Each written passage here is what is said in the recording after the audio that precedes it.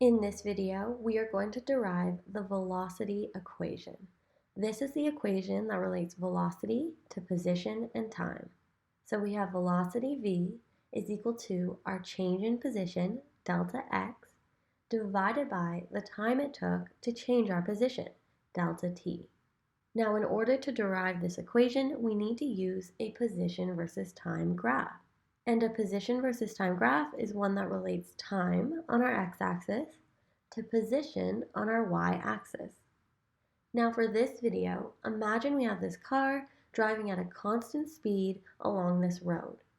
So initially we're here at the start, and then we increment our car a set distance over a set period of time, and we mark this on our position versus time graph. And we keep marking it until we build our graph, and we can draw a line through our points. Now when we draw this line, we realize that there is a linear relationship between position and time. How do we represent a linear relationship? Well, we find the slope of the line.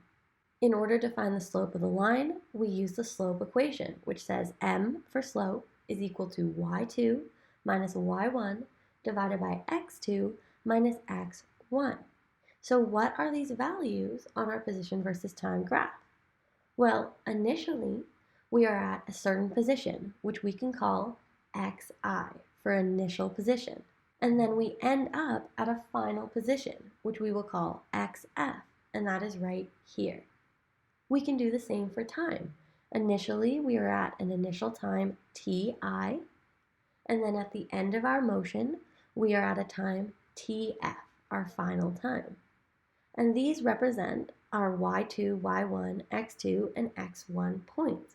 So our y2 is xf, our y1 is xi, our x2 would be tf, and our x1 would be ti.